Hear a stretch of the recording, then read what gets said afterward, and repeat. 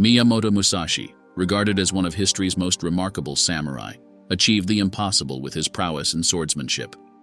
His rise to prominence was not merely the consequence of natural skill, but due to his unwavering dedication and steadfast discipline.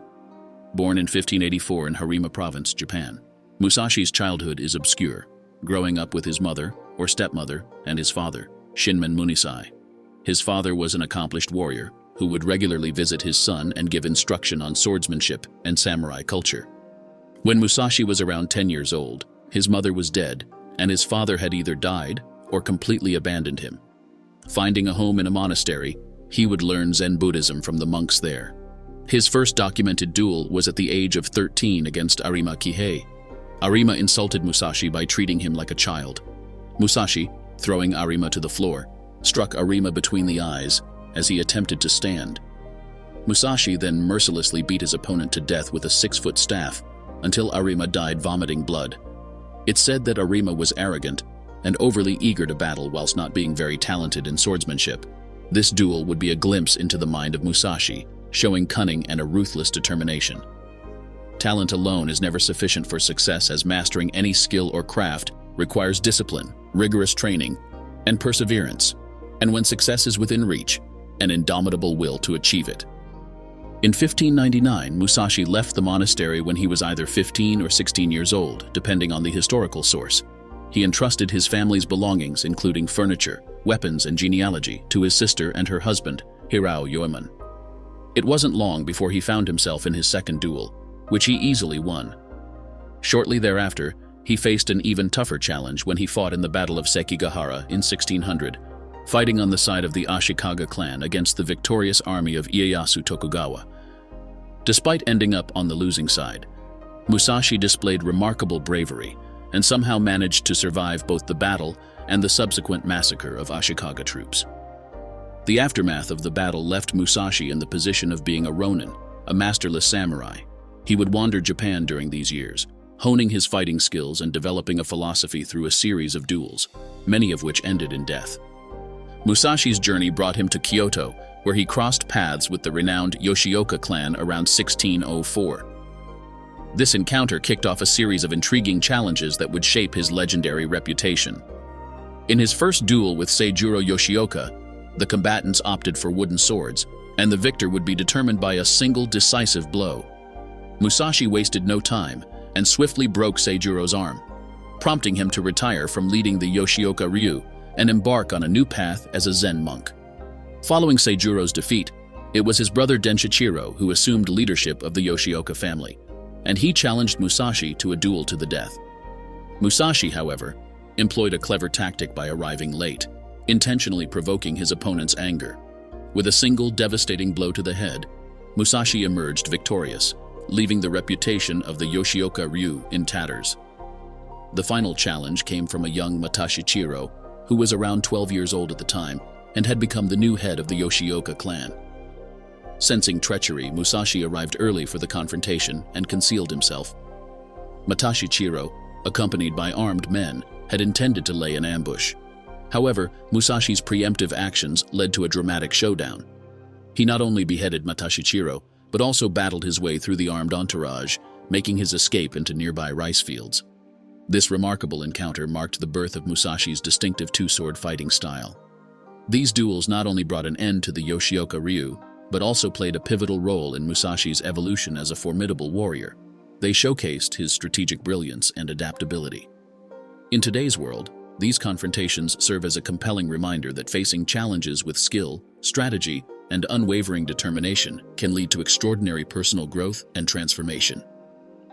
In 1612, Miyamoto Musashi engaged in one of his most iconic duels against Sasaki Kojiro, a renowned martial arts instructor and Japan's most feared warrior, known even to the shogun. This face-off was a clash of two vastly different personas. Kojiro embodied the quintessential samurai, meticulously adhering to the Bushido code in both appearance and conduct. On the flip side, Musashi cared little for societal norms, focusing solely on defeating anyone who dared cross swords with him. Their rendezvous took them to a remote island, and in line with his reputation for unpredictability, Musashi decided to play some mind games. He intentionally arrived late, leaving Kojiro waiting. This calculated delay aimed to disrupt Kojiro's concentration and composure. Kojiro's frustration soared as he waited for Musashi, who finally arrived in his customary tattered attire, paying no heed to formality. What Kojiro may not have expected was Musashi's cunning strategy. Legend has it that Musashi crafted a bokken from an oar during the boat ride to the island, ensuring it was longer than Kojiro's blade, giving himself a reach advantage. As the battle unfolded, both warriors lunged at each other, but Musashi's extended reach became evident. Kojiro managed only to nick his opponent's clothing, while Musashi landed a lethal blow, swiftly ending the duel by slicing Kojiro's throat. It was a moment of masterful strategy and execution that secured Musashi's place in history.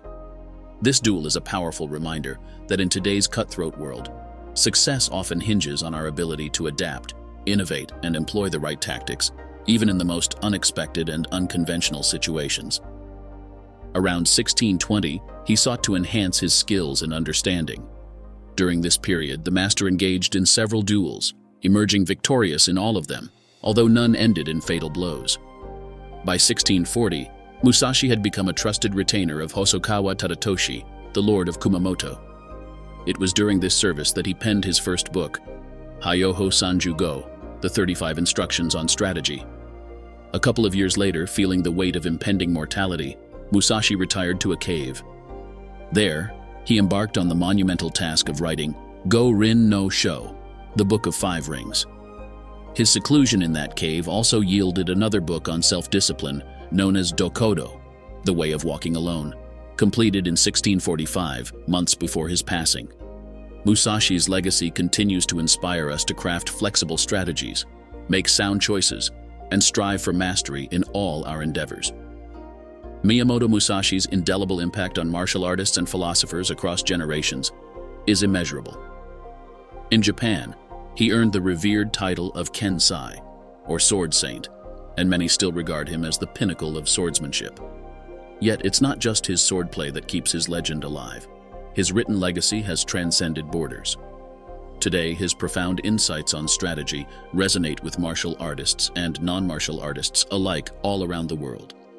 Musashi's enduring influence continues to guide us as we navigate the complex battlefield of life.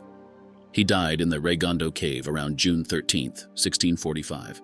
The Hyoho Senshi Denki describes his passing. At the moment of his death, he had himself raised up. He had his belt tightened and his wakizashi put in it. He seated himself with one knee vertically raised, holding the sword with his left hand and a cane in his right hand. He died in this posture at the age of 62.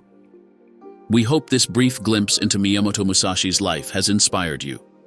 From a troubled youth to a rogue, he transformed into a master through unwavering dedication and relentless perseverance. A timeless lesson from the greatest swordsman to ever live.